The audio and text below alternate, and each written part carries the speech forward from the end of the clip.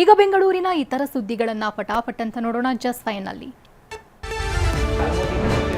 ಕೋರ್ಟ್ನಲ್ಲಿ ಫೈನ್ ಕಟ್ಟುವ ಕೇಸ್ಗೆ ಸ್ಟೇಷನ್ನಲ್ಲೇ ಡೀಲ್ ಮಾಡಿರೋ ಆರೋಪ ಕೇಳಿ ಬಂದಿದೆ. 5,000 ಲಂಚ ಪಡೆದ ಆರೋಪದಡಿ ಪುಲಕೇಶಿ ನಗರ ಟ್ರಾಫಿಕ್ ಠಾಣೆ ಹೆಡ್ ಕಾನ್ಸ್ಟೇಬಲ್ ಸೋಮಶೇಖರ್ ತಲೆದಂಡವಾಗಿದೆ. ಪೀಕ್ ಅವರ್ನಲ್ಲಿ ಕಬ್ಬಿಣ ತುಂಬಿದ್ದ ಲಾರಿ ಚಲಾಯಿಸಿದ್ದ BNS 285 ಸೆಕ್ಷನ್ ನಡಿ ದಾಖಲಾದ ಕೇಸ್ಗೆ ಕೋರ್ಟ್ನಲ್ಲಿ ದಂಡ ಕಟ್ಟಬೇಕು. ಆದರೆ ವಾಹನ ಬಿಡೋದಾಗಿ ಸೋಮಶೇಖರ್ 5,000 ರೂಪಾಯಿ ಲಂಚ ಪಡೆದಿದ್ದ. ಲಂಚ ಪಡೆದ ವಿಡಿಯೋ ಸಮೇತ ಲಾರಿ ಚಾಲಕ ಹಿರಿಯ ಅಧಿಕಾರಿಗಳಿಗೆ ದೂರು ನೀಡಿದ್ದಾನೆ.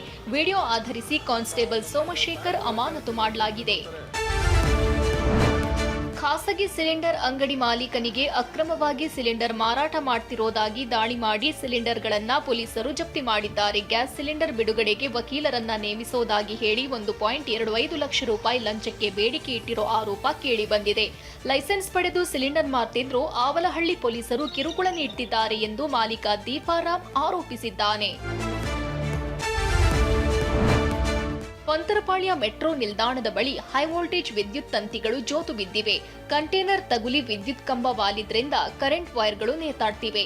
ಸಾರ್ವಜನಿಕರು ಆತಂಕದಲ್ಲೇ ಓಡಾಡ್ತಿದ್ದಾರೆ. ದುರಸ್ತಿ ಮಾಡಬೇಕಿದ್ದ ಬೆಸ್ಕಾಂ ಅಧಿಕಾರಿಗಳು ಸಿಬ್ಬಂದಿ ಜಾಣ ಕುರುಡು ಪ್ರದರ್ಶಿಸುತ್ತಿದ್ದಾರೆ. ಪೆಟ್ರೋಲ್ ಬಂಕ್ನ ಮುಂಭಾಗದಲ್ಲೇ ವಿದ್ಯುತ್ ತಂತಿಗಳು ಬಲಿಗಾಗಿ ಹಾತೊರೆಯುತ್ತಿವೆ.